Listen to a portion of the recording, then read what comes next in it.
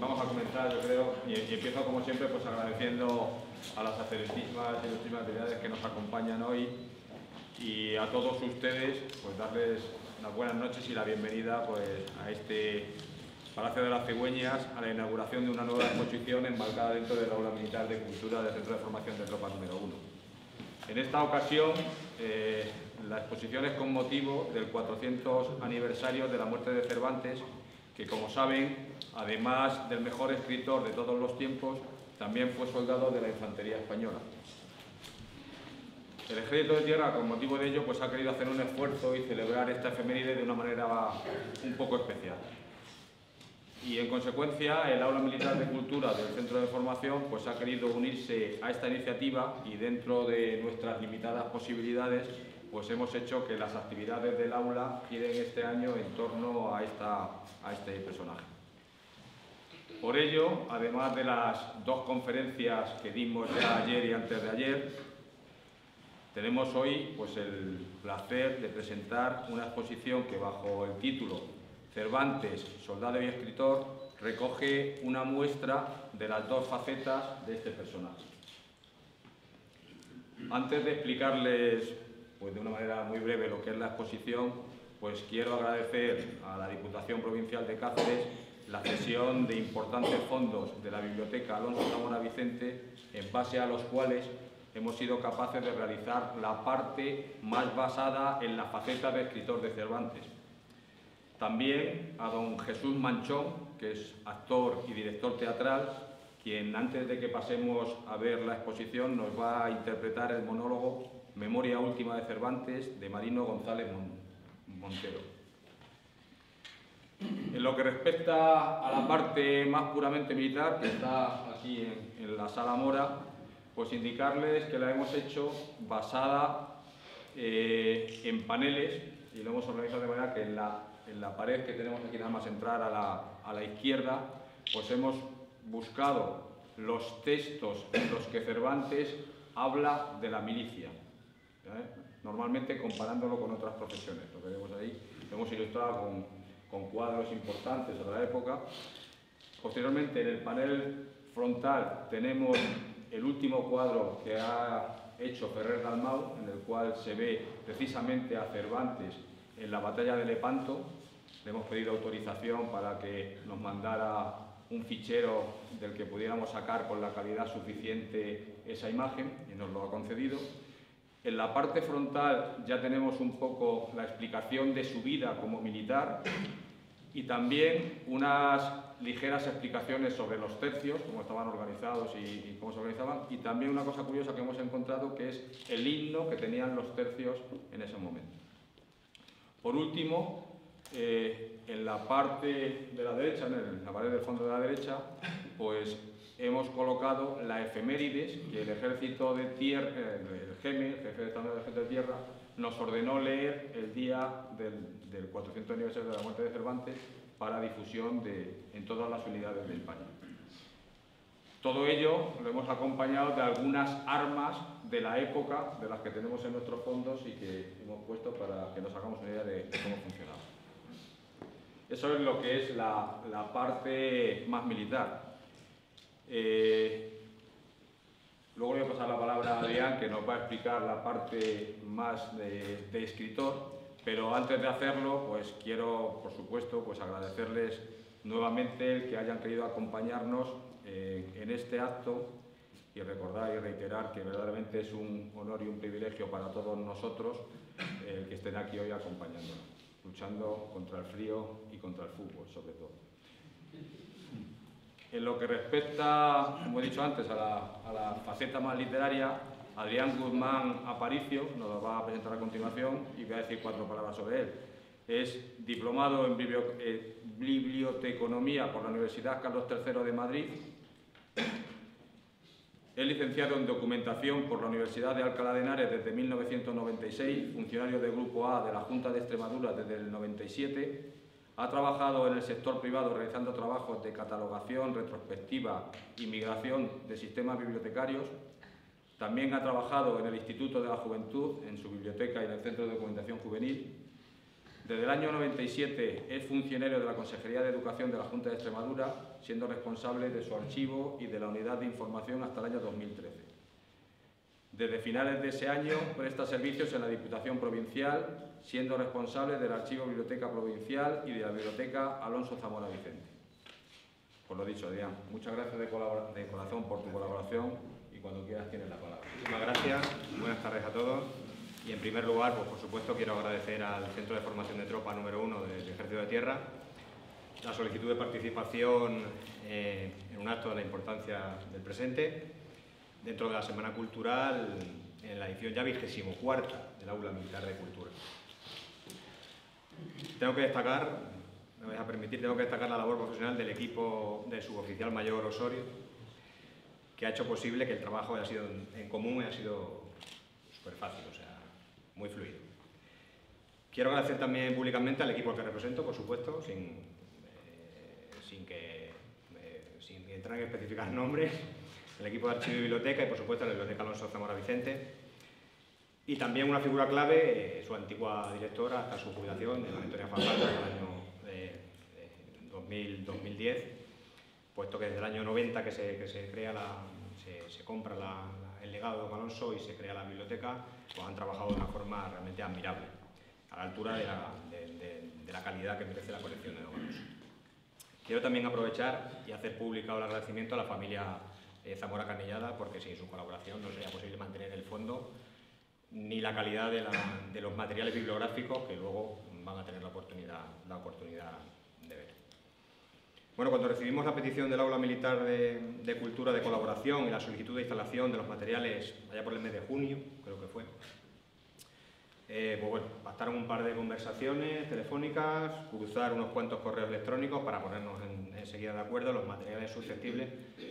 Menciono sobre todo a Francisco, a Paco Hurtado, que anda por ahí, que bueno, que él hizo una búsqueda bastante exhaustiva en nuestro catálogo colectivo y facilitó muchísimo la labor. Se visitaron los materiales en la sede de la Biblioteca Alonso Zamora Vicente, en la Casa del Mono, y yo creo que quedó bastante claro para ambas partes que, bueno, que con ilusión y ganas de ofrecer a la ciudadanía una exposición de calidad todo iba a salir bien, como espero que ustedes vayan después a comprobar. Dentro de nuestros modestos medios, creo que proyectamos con bastante fidelidad la calidad de los medios humanos con los que cuentan nuestras instituciones y la calidad y cantidad de los materiales representativos de la obra cervantina del Fondo Zamora Vicente. Sin estas condiciones, por supuesto, yo creo que no sería posible dar a conocer la riqueza de nuestro patrimonio cultural, tanto de Diputación como en su parte, digamos, privada, cuando del académico don Alonso, cuando luego pasó, digamos, a formar parte del patrimonio público la colección. El grueso de las obras que hemos expuesto de material bibliográfico pertenecen, como digo, al Fondo Zamora Vicente, salvo una edición del Quijote, de don Hilario Bravo, que está aquí presente hoy, que pertenece al Fondo de Archivo y Biblioteca, y una edición manuscrita en formato cómic, que es del Fondo de Pureza Canelo, del cual también tenemos el honor de ser legatario, de doña Pureza Canelo, y está hecho, es manuscrito, como he dicho, es un cómic manuscrito por alumnos de un colegio de infantil y primaria de Marbella, ¿vale? Es luego lo verán, una edición muy curiosa del Quijote. Todo esto lo tenemos accesible totalmente dentro del catálogo colectivo, ¿vale? En línea, y actualmente solo en la parte de biblioteca, como estoy diciendo, se puede acceder a más de 72.000 registros, con lo que cuenta ahora mismo Diputación de Cáceres, ¿vale? A ello habría que sumar los fondos archivísticos, ¿vale? Las bases de datos de documentación administrativa de Diputación y de la red de archivos provinciales, con más de 77.000 registros bibliográficos que había que añadir a esos 72.000 de monografías. Por supuesto, me voy a tener, si me permiten, un poquito en la calidad del fondo de la Biblioteca Zamora Vicente, porque yo creo que es importante resaltarla y porque contribuye en gran parte a los fondos que vamos a exponer, ¿no? En el año 88, que es cuando, digamos, se hace una tasación o se hace una decisión de comprar o de adquirir la biblioteca de don Alonso Zamora Vicente, don Hipólito Escolar Sobrino, insigne bibliotecario, ya hizo un informe pericial en el que destacaba la biblioteca, la calidad realizada a lo largo de más de medio siglo y que constituyó una espléndida colección que demostraba que su dueño, don Alonso en este caso, es una persona de una formación intelectual impresionante y un bibliófilo sobresaliente. Es una biblioteca de autor, por supuesto, Está especializada en la temática filológica, lingüística, instrumento de trabajo de don Alonso a lo largo de toda su vida profesional. En este momento cuenta con más de 39.000 registros bibliográficos, unos 1.100 títulos de hemeroteca, de publicaciones periódicas, y contamos también con unas 152 cajas de archivo con la documentación personal de don Alonso dentro de su trabajo como profesor y académico. Como he mencionado anteriormente, las disciplinas tratadas en profundidad son la filología, la dialectología española e hispanoamericana, la lingüística románica, la historia, la crítica literaria, y en especial también tiene una parte importante de colección de referencias, diccionarios, enciclopedias, manuales y otras obras de consulta. Literatura española e hispanoamericana de todas las épocas, están tratadas prácticamente en toda su extensión, generación del 98, del 14, del 27, del 50, todo se puede encontrar y, por supuesto, como les digo, está a disposición del público en general y en particular de los ciudadanos de Cáceres y de la provincia.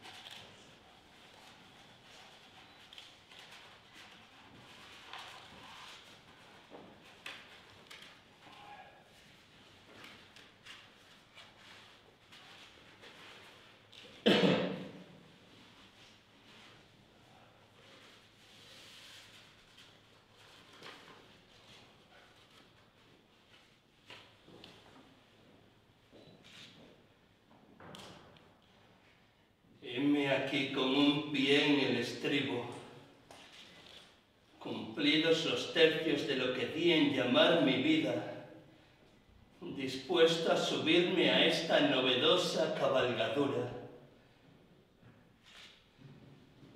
Heme aquí que veo llegada la hora propicia y con la debida distancia de hablar por extenso del que un día fue mi padre. Por mejor decir de mis padres, que en esto de las letras común es ir contra natura y aumentar la familia a conveniencia. Dos padres, sí. De un lado el natural, que uno nos toca cada quisque en suerte, y hay de quien tuviera mejor fortuna en el reparto. Del otro, el que llaman literario. Curiosa paradoja esta de que uno adopte a su propio padre. Padre de sangre el primero, padre de letras el segundo. Pues sangre y letras es lo que acabamos pagando en este malhadado vado, que es la vida.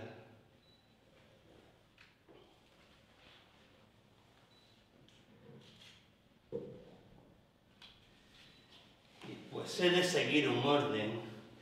De don Rodrigo de Cervantes os diré que este que os habla es el mismo que conserva su misma calavera, que de siempre nos dijeron a ambos que guardábamos gemelas estructura y osamenta, y esa sola razón es la que me alienta a pasar de largo, por mucho que me acerque, del camino real donde crecen los peros y los aunques, porque aunque español nací, por España quebré y perdí más de uno de mis huesos. De siempre fue mi norte el aborrecer a los que mal hablan de los suyos, por mucho daño que a lo largo de este calvario nos procuraren. Hace ya tiempo que no cato carne, que de sabrosas memorias solo me alimento. Y si por el principio dicen que se empieza, empezaré diciendo que mi padre tuvo sustento como cirujano de hombres, aunque preciso será contar que más pareciera cirujano de almas, que lo de seres mortales lo llevaba él tan a pecho, que ni a los soldados de su majestad vio tan empleados en causar tanta baja. A esto cabe añadir que también practicaba la profesión de barbero, sobre todo bigote o muela que por nuestra puerta pasara.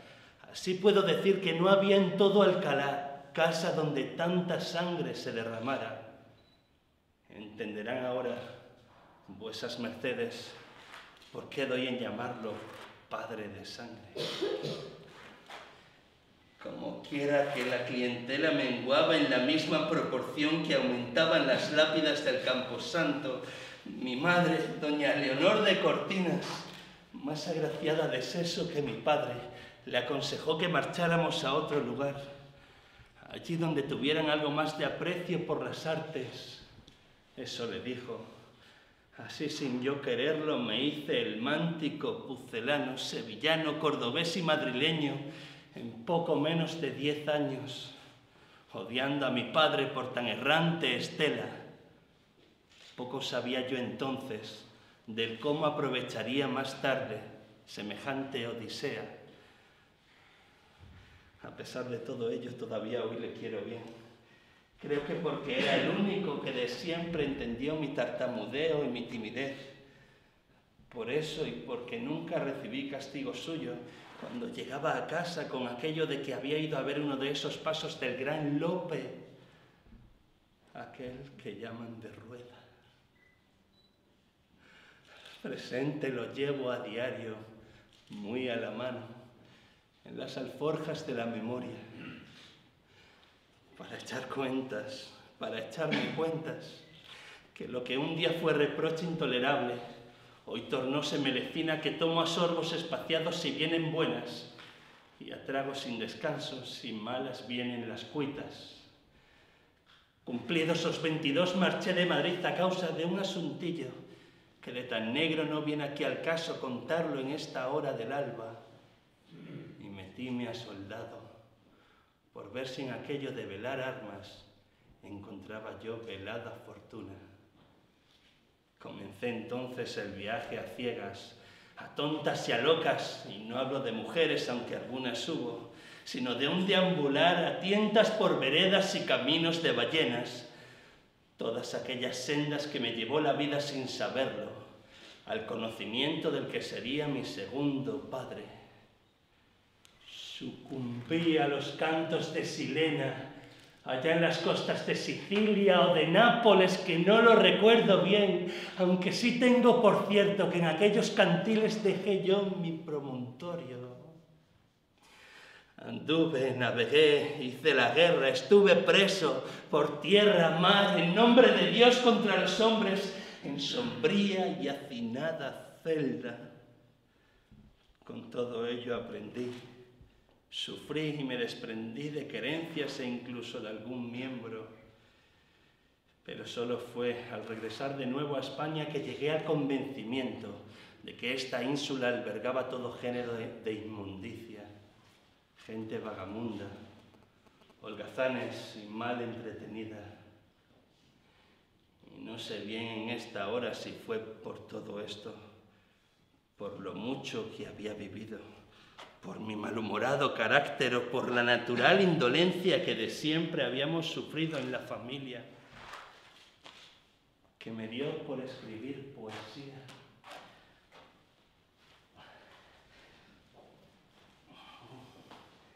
Quizá con la ilusa creencia de encontrar la luz precisa que tienen las cosas. Di muchos tumbos, anduve errante, sufrí burlas. Pese a todo, siempre me levanté pensando que nadie podría arrebatarme la gloria del empeño. Y escribí mi Quijote, por escribirme.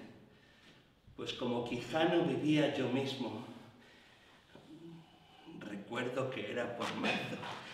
La del alba sería cuando, atrapado en una batalla cruenta de pliegos y tinta, vino a verme un amigo, curato conocido de los tiempos de Alcalá.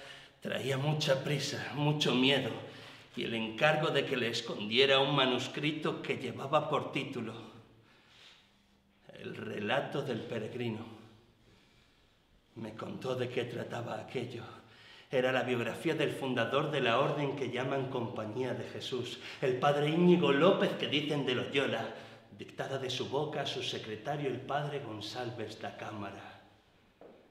Ya había oído yo hablar de aquel Íñigo, por entonces natural de Azpeitia, y de que anduvo preso en el mismo Alcalá, perseguido por la Santa Inquisición, a vueltas con unas ideas muy suyas sobre los votos de pobreza y castidad, preceptivos de los hombres de iglesia. Me hizo prometer el curato muy asustado que guardaría aquellos papeles como si me fuera la vida en ello, y que de mediar peligro alguno me deshiciera de ellos en un verbo. Así lo hice y marchóse algo más amainado de ánimo, y fue entonces, tras la lectura insomne de aquel relato, que tomé la que creo decisión más importante de mi vida. Y como sabía y sé que no hay nada mejor escondido a la vista de los hombres que aquella que se presenta a diario delante de sus barbas, me dispuse a exponer punto por punto todo lo que Íñigo de Loyola había querido transmitir a sus fieles seguidores. Y no encontré mejor forma para llevar a término mi propósito que injertándolo en mi propio Quijote. Consciente de mi temeridad, tuve que limar el estilo y pulir el verbo para que todo pareciera salido de la misma pluma, y debo decir aquí que semejante afrenta me tuvo comiendo poco, durmiendo mal, pasando las noches de claro en claro y los días de turbio en turbio. Así, Íñigo y Quijano compusieron el mismo entablamento de un único artefacto.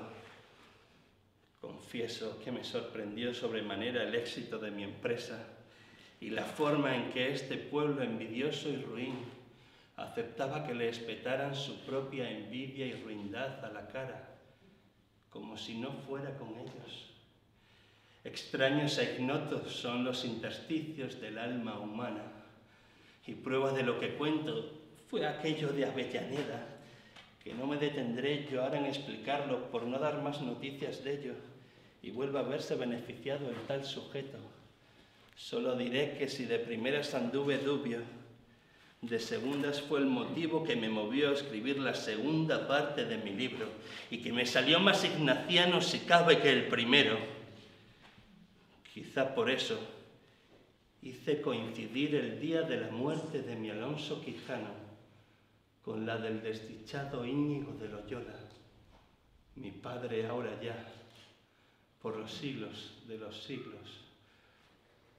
Todavía no sé por qué hice todo aquello. Que de haberse descubierto semejante atrevimiento, hubiera dado con mis tristes carnes en la hoguera. ¿Acaso una suerte de complicidad que compartimos los que hemos estado cautivos? ¿Acaso una pueril inclinación por los que cada día sufren tormento? ¿Acaso la batalla que libré mi vida toda contra la envidia que de siempre asoló estas tierras y su gente? ¿Acaso? Por eso, con las ansias de la muerte, esta última memoria escribo. Pero silencio, que ya se oye el tañido abril en la campana de las Trinitarias, esa que se levanta bien cerca de aquí en la calle que llaman Cantarranas. Nunca antes una campana dio un paso adelante con tanto tino. Y quiero ahora enterrar este papel muy junto a mi cuerpo, para que se pudra como lo harán mi carne y mis huesos. La letra con sangre entra, para que sangre y letra sean todo uno, para que nadie nunca sepa de los que siempre tuve por padres, de la verdad, de la auténtica verdad de estos misterios.